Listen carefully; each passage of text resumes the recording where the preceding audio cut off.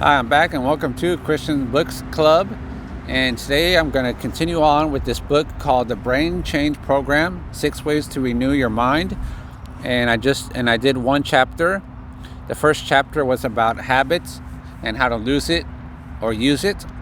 And now this next one is going to be about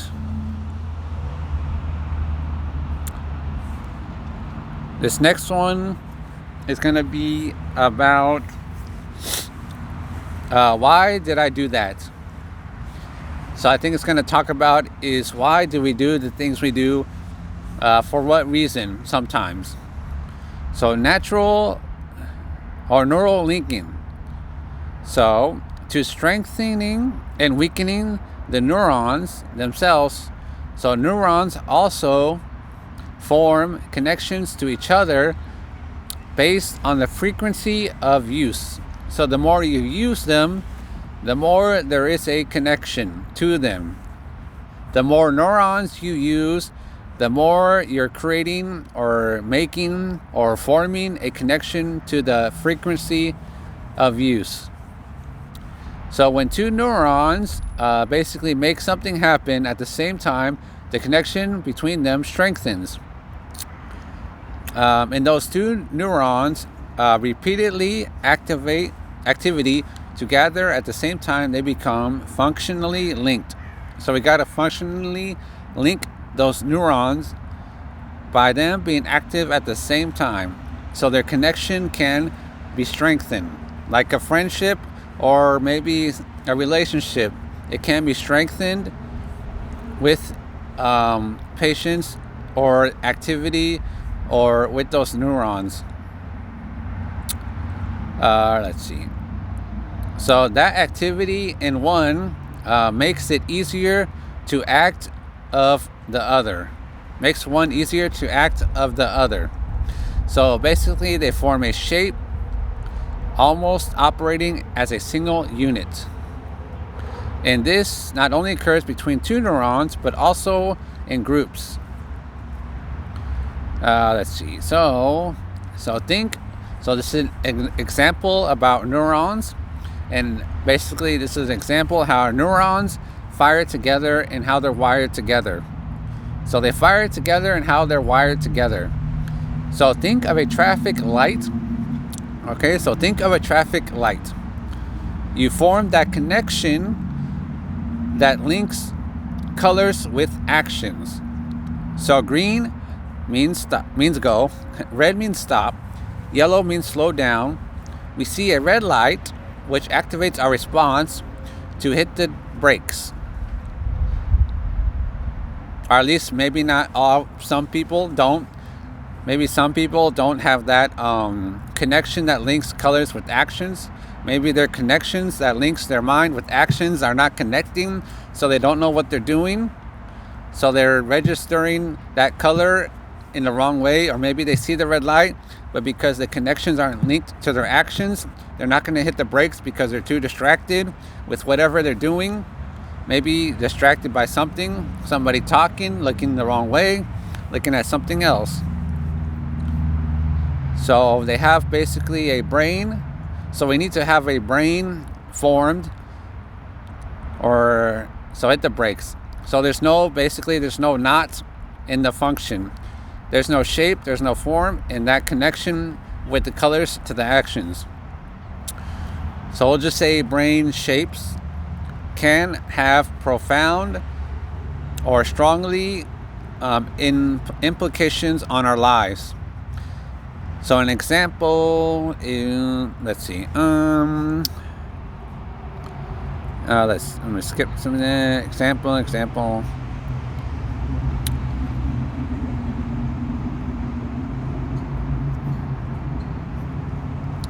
So those are just some examples that he's giving. I'm just going to skip that.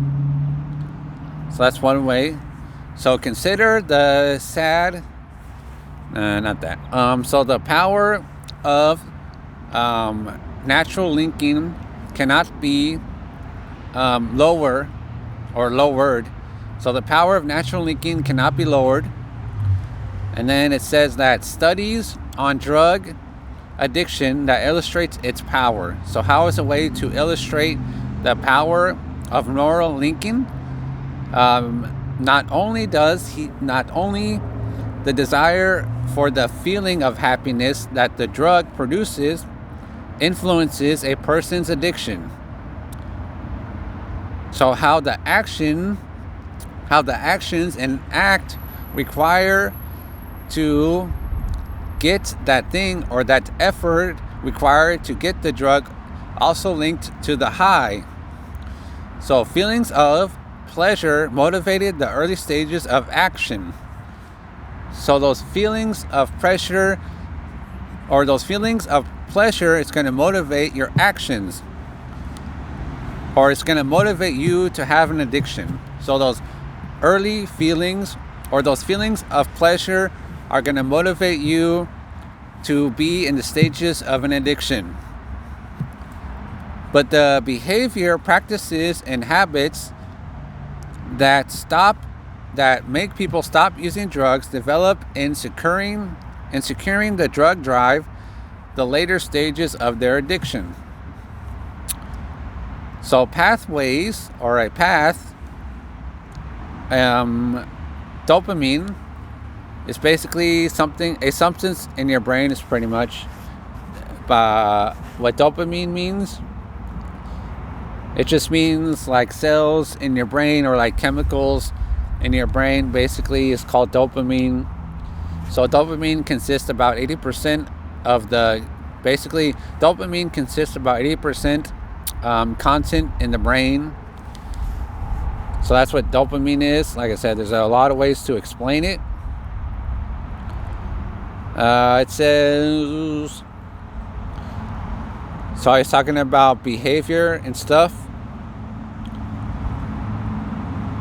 So how the pathways, so like he says, dopamine pathways are involved in motor control and in controlling the release of various hormones, so which produce the high. So those hormones are producing that high that you're feeling, even though it's not a good thing. So fire in association with the use of the drug, that a person takes the drug and experiences the high. So it experiences the high feeling by taking the drug from the dopamine that they feel, or the substance of that pleasure that motivates them to keep doing it and doing it and doing it. And their brain links that drug with the feeling of pleasure. That's what I mean. So now they're hooked. Now they're addicted because they associated that drug with pleasure. So this drug makes me feel pleasure, so obviously they're going to want to keep doing it and doing it and doing it. And if that person continues wanting to feel pleasure or that drug in the wrong way, they'll probably have to go to examine the same action or the same act to acquire and use it. Whether that's meeting the dealer, or buying alcohol, or preparing the drug. So by repeating these practices, So repeating these practices motivates the brain, links the reward or high with that way so much so that in the long term, addicts may experience the high during the rituals before even consuming the drug. So they like the drug so much that they're going to get high by just doing the ritual before they even do the drug, because their brain links the drug with a reward of feeling pleasure. So they get a high, they get a reward off of feeling pleasure in all the wrong ways. So natural links can also affect your relationships with God, or your relationship with God. So a person with worry,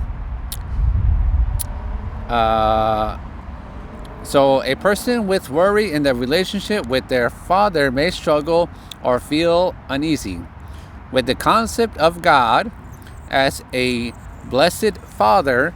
Their earlier time is negative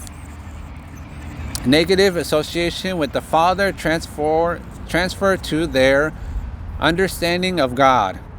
So their understanding of their physical father is giving their a perception of how God loves them. In a way, I think.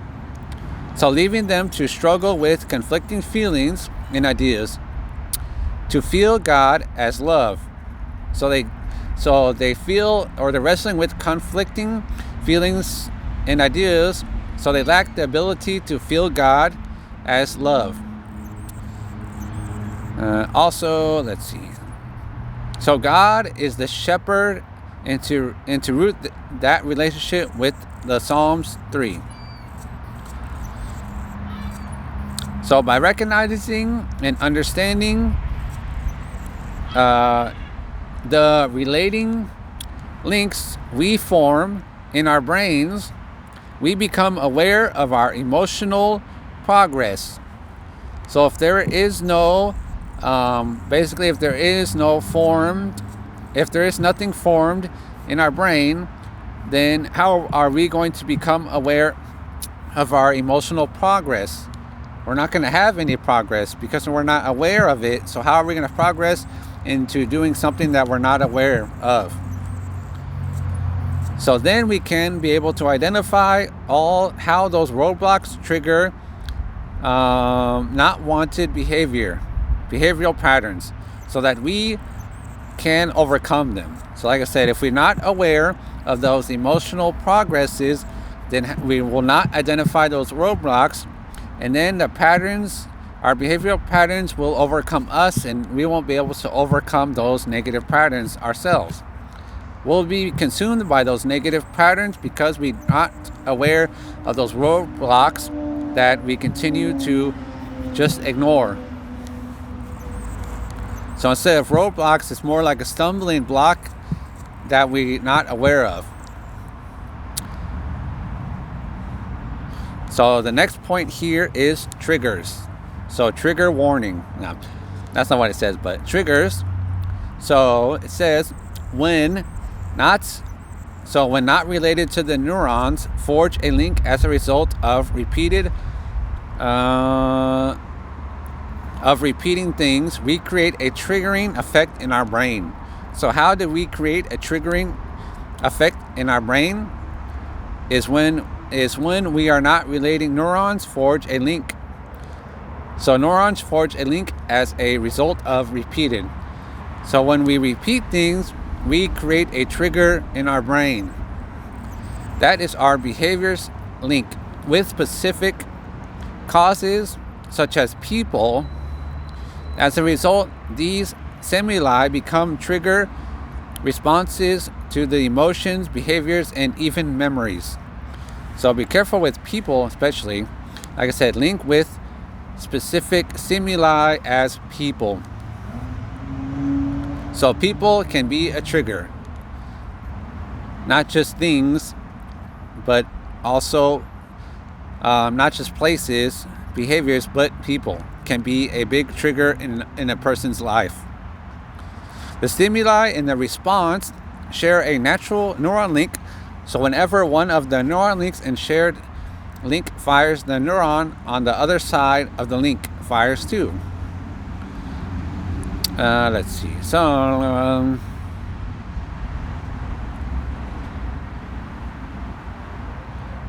let's see. So what neural link was responsible for triggering the intense, basically craving the recovering addicts experience at the program or the rehab center every 2 weeks?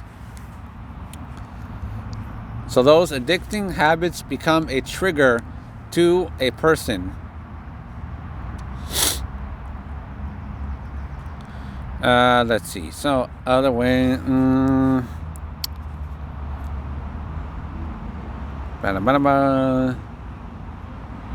So let's see here. So it all depends on how a person's past experiences shape their brain. So remember, every single thing in your past that you have experience with is going to shape your brain either in a good way or a bad way. That is going to shape your brain. It's past experiences in your life. So we have highly complex, unique triggers, and they're not always bad. So there's good triggers and there's bad triggers. And we already mentioned some of them. So we already mentioned bad and good triggers, like colors. Like a good trigger is colors, so you know when to stop with the red light. Or certain foods are also associated with feelings of comfort, of course, comfort food. And certain songs can trigger a positive or negative feelings. So depending on the song, maybe it might trigger a sad feeling because of the song and the words. Or maybe it might be a happy song or a joyful song, so it's going to trigger positive things, or it's going to have positive feelings. It depends on the song. But the good news is that we can rewire our natural links. So the next point here is rewiring natural links. So the solution to rewiring a natural link is twofold. So basically twofold is twice as much or as many. Awareness and preparation. To use the functioning addicts with the desire every 2 weeks as an example, they first need to become aware of the natural link between their eternal clock and their desire or craving. Then they had to prepare themselves for the 2-week mark by planning to be in a safe place with safe people. And that's important, to be in a safe place with safe people. And most people are pretty much the opposite. They want to be in a bad place with bad people all day long. They want to just be around cursing. They want to be around violence. They want to be around smoking. They want to be around drinking. They want to be around all those things. All they want to be around is in a bad place with bad people all day, every day. So that prevented the craving from keeping its tracks on their recovery. Let's see. So also,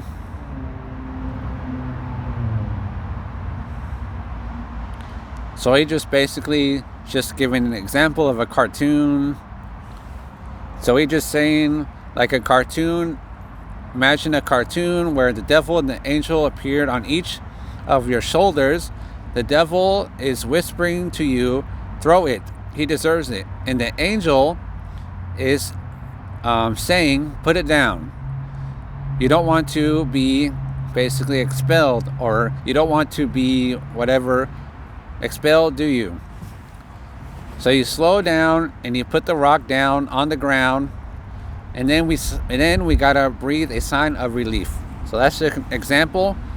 So imagine every time you get mad, imagine the devil is softly, quietly whispering in your ear and saying, punch him, he deserves it. Punch him, he deserves it. Push him, he deserves it.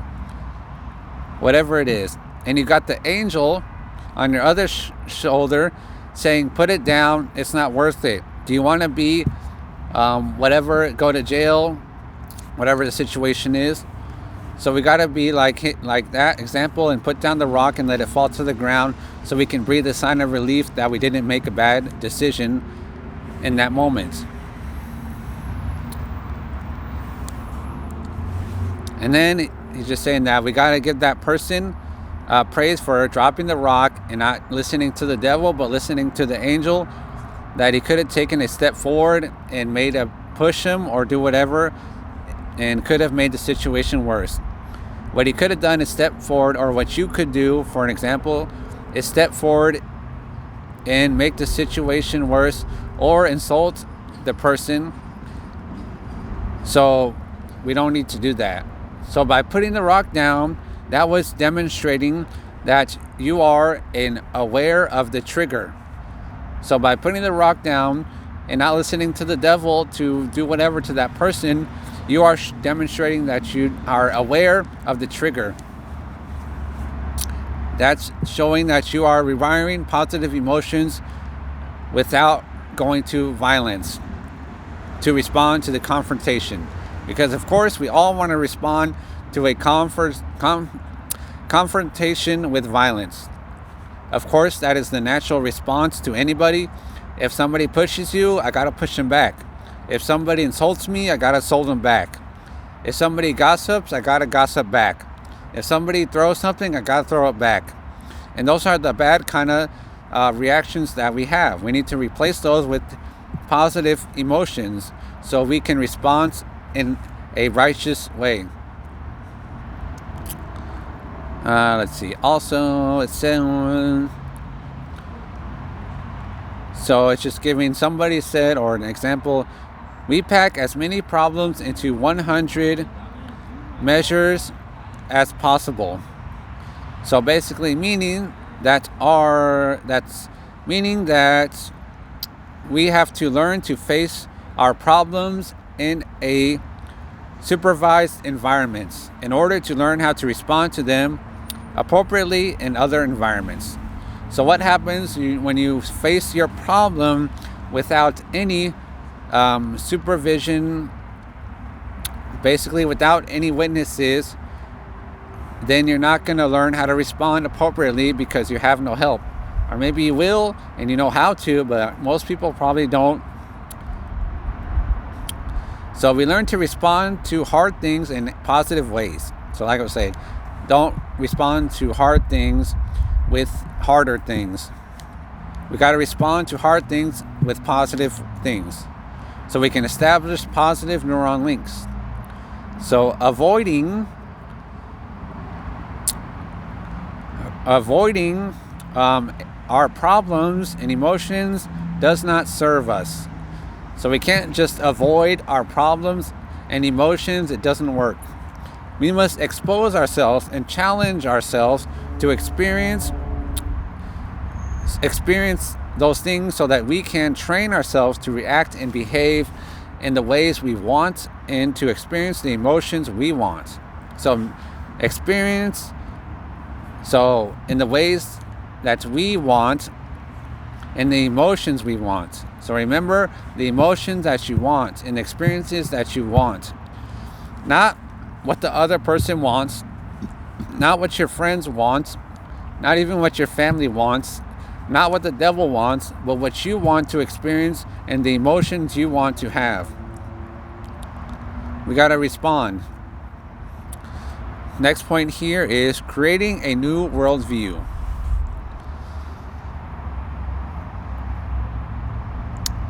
So each person's brain usually links together various emotions, thoughts, and behaviors and puts them into those natural links. To put them in natural links is hard work.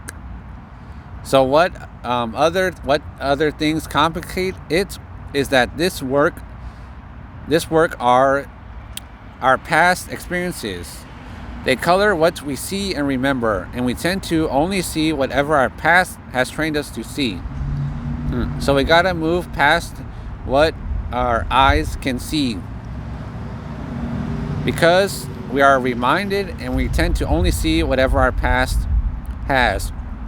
We need to look past it and see what our future has, see what the present has, see where we're going, see what we're doing, see who we're talking to, see what we're feeding our mind, see what we're feeding our hearts, see what is getting inside of our thoughts. We got to open our eyes and not be blind to the things we need to see. And then it's also describes, so another here.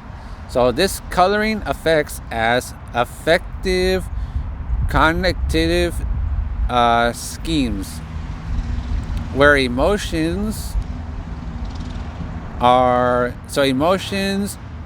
basically and behaviors improve and modify one another through mental information. So mental information is the behaviors that we can improve with colors, I guess, where emotions go in colors. So let's see. A sigma, a something, I'm not sure what this is, describes a mental pattern or a structure that organizes information about the world. I'm not sure what something scammers. I'm not sure. Our existing knowledge and experiences to help us anticipate what to expect in a situation. So, for a grocery store, for example, we'd likely include aisles with shelves of food.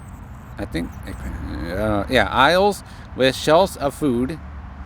So, of course, we would associate, or for a grocery store, with aisles and shelves of food. So, let's see. So, assemblies of strengthened natural connection combined up with, I'm not sure what that word is, schematics? I don't know. And these tend to activate as units in response to particular stimuli.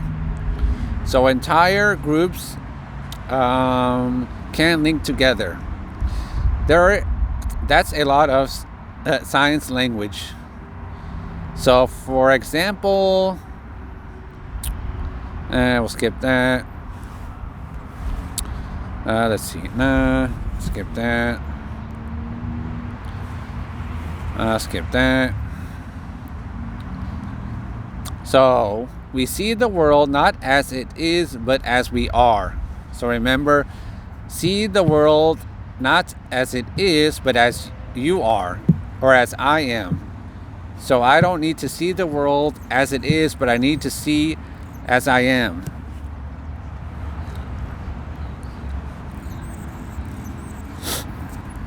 So he said, if you become highly skilled at using a tool, you see every problem as a nail. Say that again. If you become highly skilled at using a tool, you see every problem as a nail. To quote somebody, or to quote a philosopher, he says, give a small boy a hammer, and he will find everything he encounters needs pounding. A statement will explain the day. Basically, just saying that his 2-year-old had a hammer, and he was trying to do the same thing. So, part of what makes personal change is difficult. So, some people don't want to change because it's too personal for them and they can't do it. But we need to be doing that, no matter how difficult it is. So we tend to only notice information that fits into our existing... What is that word? Schemas. Oh, schemas. That's the word. I don't know. Schemas basically are... Another word is like organization or information. So basically, image of our world. Even when we receive conflicting information, we might not even register it. We sometimes go as far as to what's that word? As far as to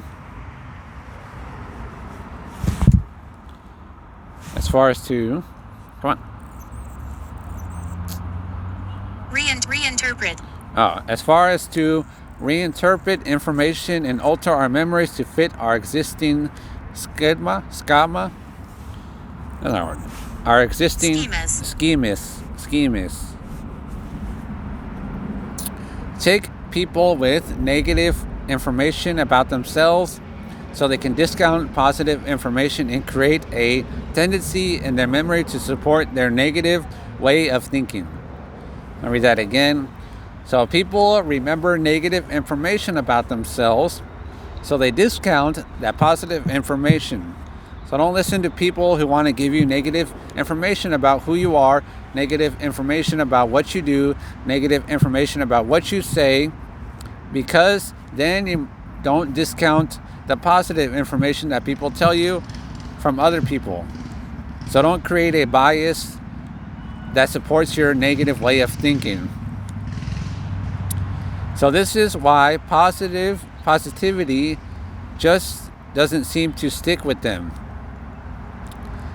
So they hear a compliment, but because they don't believe it to be true, they dismiss. So we all hear compliments sometimes, and sometimes people don't believe it's true, so they dismiss it and they just forget it. So the next point here is, or here's a question: if our dominant brain, so if our brain pathways and schemas blind us, how can we train ourselves and make the changes we wish to see? So if you want to see changes, how are you going to train yourself to even make those changes? So here's another point: training behaviors, emotions, and morals. So we need people to encourage us on and praise our good decisions to help us wire good feelings to those good decisions. So those are friends that you need to have. Or we need friends to encourage us and praise our good decisions to help us wire good feelings to those good feelings. Basically, advice and a good friend. So we also need a friend to pass a message or feedback and repeat information to us until we start to create new links in our brain. And if we want them to be open and honest about their feedback, we need to grant them permission to stage basically involvement with us. So if we need to grant them permission. So if people want to be honest and open, we should ask for their permission first.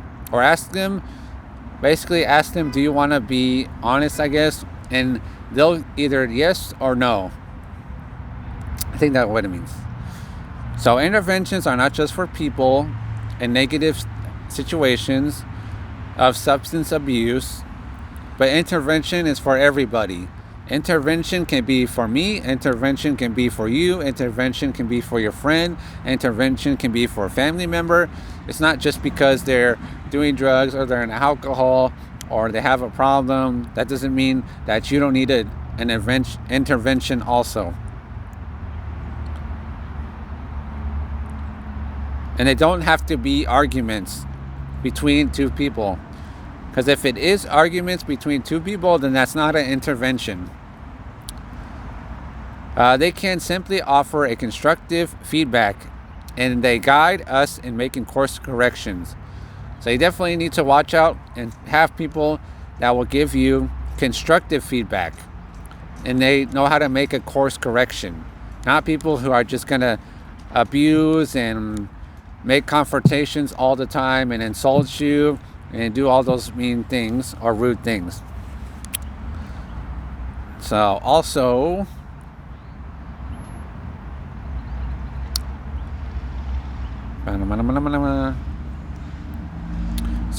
we need to train our emotions. Many people think that our emotions are without any control, that they happen to a person and that person has little control over them.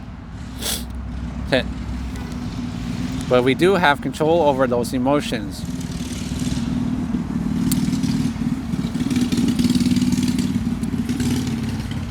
So it says, believing, so people were responsible for their emotions, but was not ignorant of the fact that emotions arise uncontrollably in response to an experience. So there are two types of emotions. Affections and tempers. So affections are temporary feelings that arise in a hidden place in response to experiences, situations, and objects. That is, we experience feelings, but we are not guilty, bad, or responsible for having experienced them. So those are affections. So what we are responsible for is what we do with those feelings. That's true. So you are responsible with what you do with your feelings. If you feel anger, you are responsible for whatever you choose to do once you feel that anger. It is up to you to do what you want to do, and you are responsible for the consequences that happen once that emotion of anger comes, or you feel that emotion of anger. Basically, you're responsible, and there are for your actions with whatever emotion you are feeling. Whatever emotion comes to you, you are responsible for whatever action that you take. If someone cuts ahead of us in line, so basically, an example: if someone cuts ahead of line, you shouldn't be angered. You should just say that's okay. So what matters and what we're responsible for, what we're responsible for is how we react to feeling anger. So what we're responsible for is how we react to feeling anger. Not the other person, but you are responsible for how you react to feeling anger. So do we politely remind the person in the line behind us, or do we call them a jerk instead? So do we kindly say that's okay for the person that cuts in front, or do we call them a jerk because we're responding with anger? So becoming angry or having anger, on the other hand, are emotions we allow ourselves to feel again and again in response to experiences. So these emotions become habits, shaping not only our temper but also defining our character. So how do you want to be defined as a character? So be careful with that emotion of anger, because maybe you're going to be defined by your anger, because people will see that all the time. So that's the only way they're going to define you or define your character.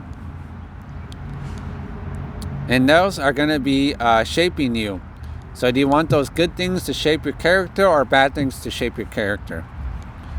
So, and unlike affections, we are responsible for our tempers. So if you have a temper, you are responsible for controlling it. So if we confront every person who cuts ahead of us in line, then we allow ourselves to become aggressive. And then basically, angry people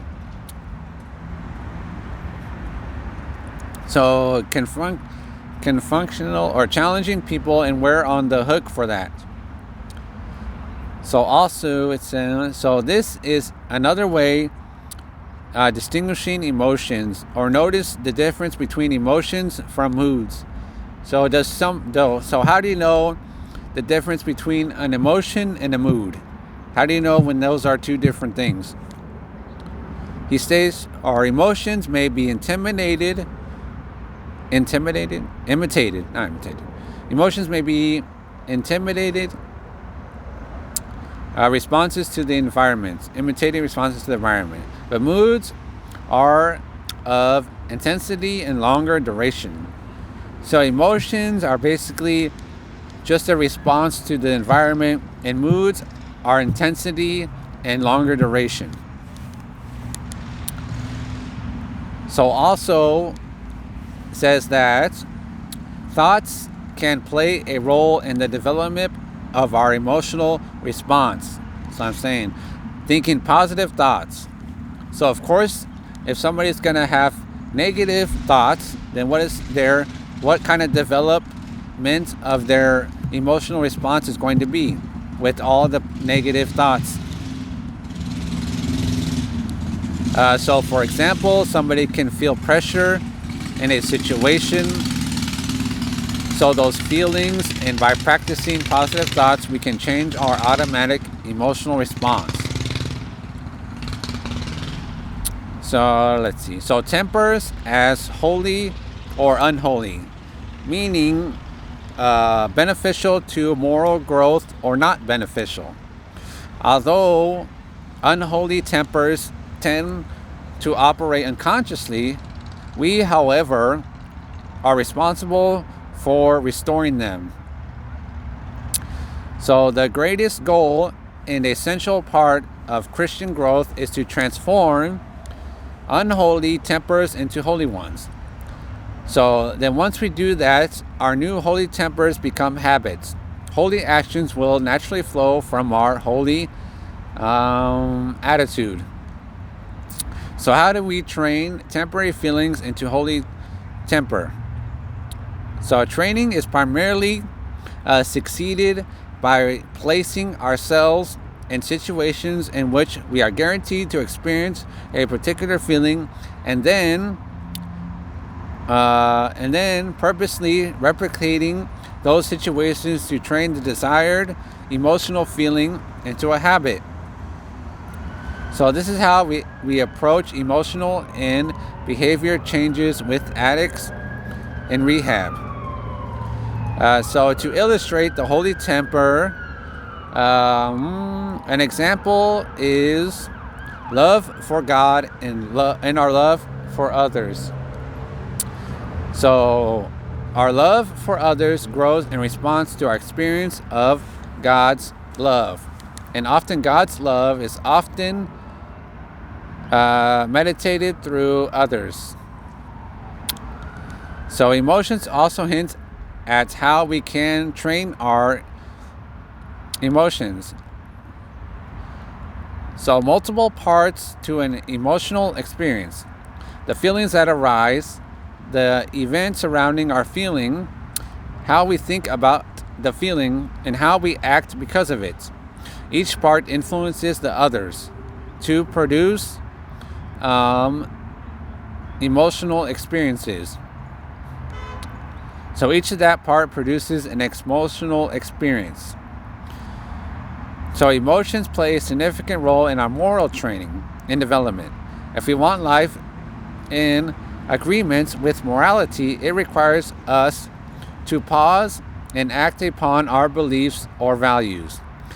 That means we first have to train our emotions so that our reactions to those emotions reflect our morals.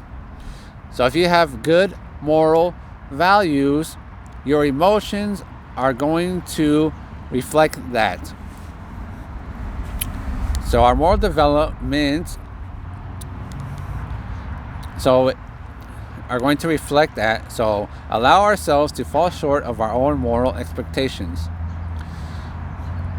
So most of us can agree that people with lesser morals have more fun and fewer struggles, leaving us resentful of our choice to live morality or live right.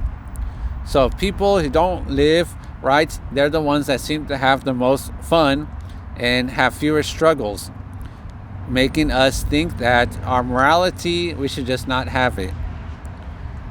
But that is not the case. So leading a moral life doesn't have to be an emotional struggle. So the Bible assures us that we can find joy in living morally.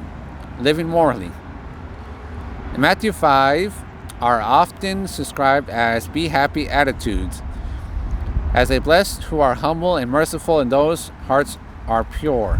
Galatians 5 states that the Holy Spirit will produce the fruit of joy if we let the Spirit, instead of our bad nature, guide our lives. Philippians 4 talks about rejoicing in the Lord, and many of the Psalms are the joy, are training our emotions. So one common theme among those is that the focus of each happiness, so for example, is what makes a person blessed. We need to focus on those reasons when things are tough. So focus on songs because it relates to joy. The importance of recognizing God's character. So if you see somebody maybe having fun because their moral values aren't great, maybe they're partying, maybe they're drinking, maybe they're smoking, or maybe they're just doing something that looks fun, but remember that our joy is recognizing God's character and knowing that we have moral values that we have to stick to and follow. So we are his creation, and he has come through for us in the past. So First Corinthians 5:11 and Hebrews 10:24 focuses on the need to encourage one another. Psalms 27 talks about envy and those that are immoral. So we got to we got to focus on the joyful aspects of moral actions. So remember, just because you're doing good, you have good moral actions and do moral actions that are good. So we got to choose to encourage each other when we see somebody doing positive things. We got to encourage that positive thinking.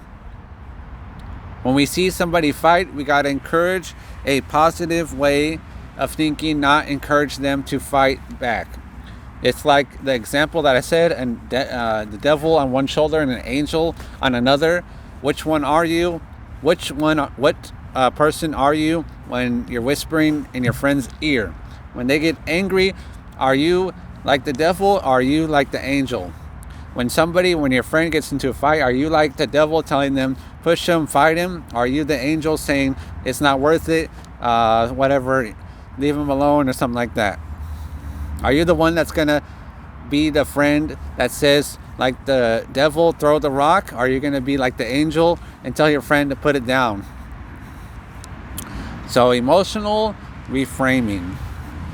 When we're training our emotions, it is important to note that previous emotional states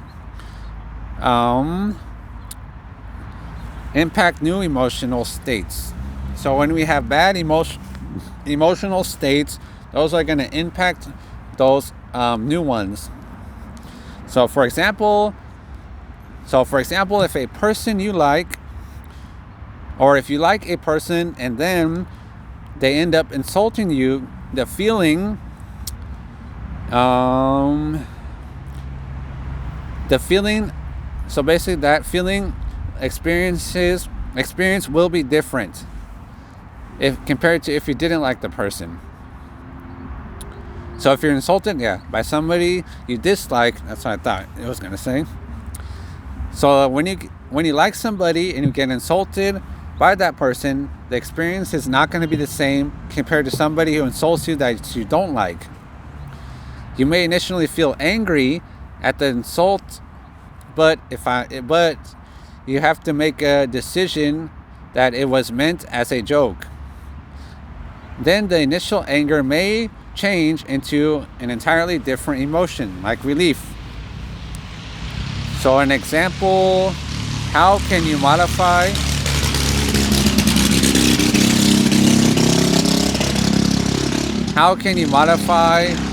our emotional responses by processing context? So we may not be able to control an intentional feeling, but we can control how we process and react to a situation both during and after. So we can't control what happens, but we can control how we process and react to a situation. So another point here, let's see. So I'm just talking about basically how to practice emotional reframing. So just how it is. So here's an example. So it's called reasons. So why? When you're together with someone, do something not friendly or wrong. And then ask the following question. Can you think of a reason why this person might have done that wrong? So an example also is run into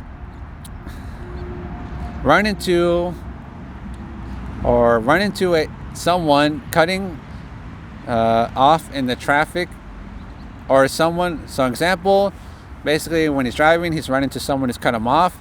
That driver may have made that decision, but then you got to ask him the possible explanations without blaming the person who cut them off for being a bad driver. Or you can also challenge them to consider reasons why that driver might have made their choice. So that's just examples that you can do. So, or you can say, challenge somebody and ask them, why did you consider to make that choice? Or to consider the reason why that person made the choice. Or challenge them if they're making a choice. Why not challenge your friend as to why they're making their choice? So sometimes we do something wrong and explain our error on factors outside of our control. But when someone else does something wrong, we blame it on their character. So it is called something fun. What is that? No, phenomenon. Yeah, phenomenon.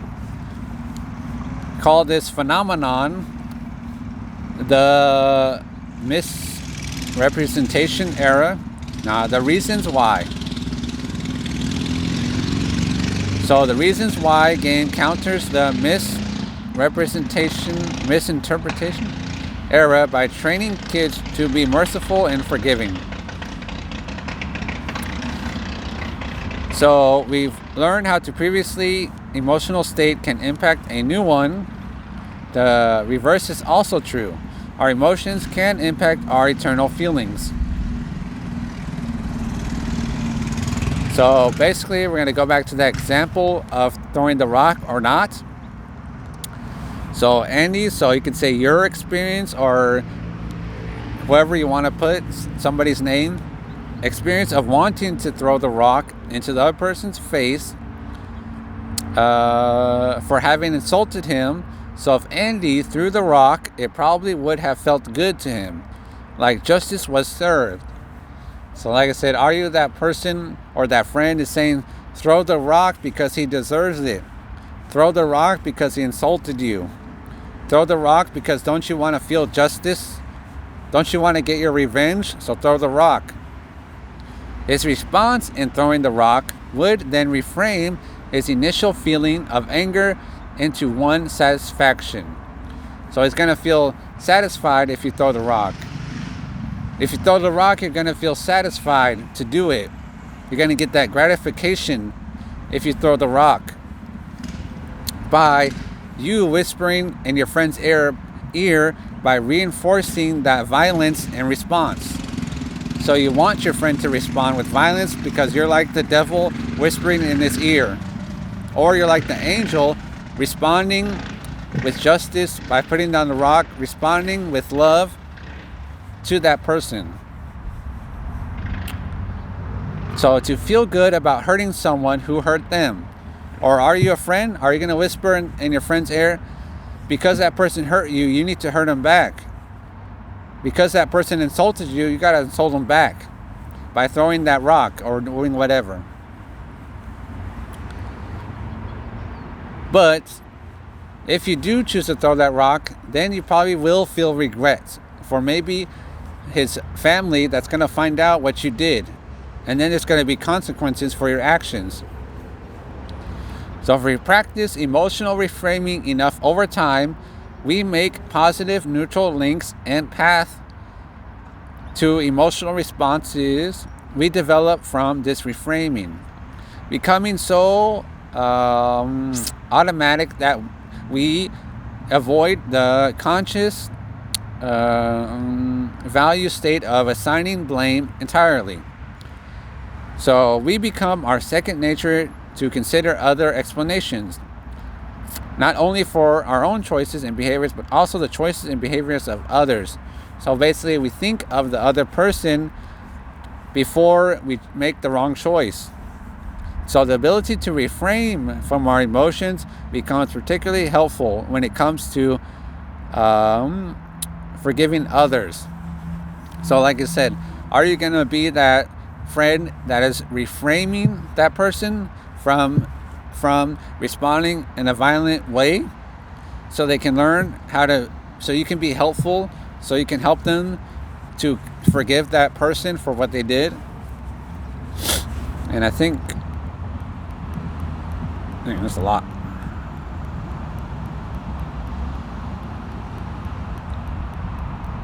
One second.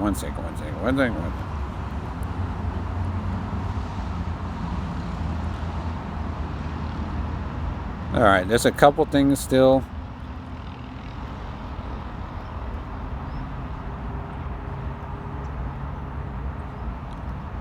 So I think what I'm gonna do is stop here, and I think what I'm gonna do is make this video 2 parts. I'm gonna do another video to finish the chapter, since it's a lot longer than I thought. So yeah, God is good all the time. I'll be back with the other part.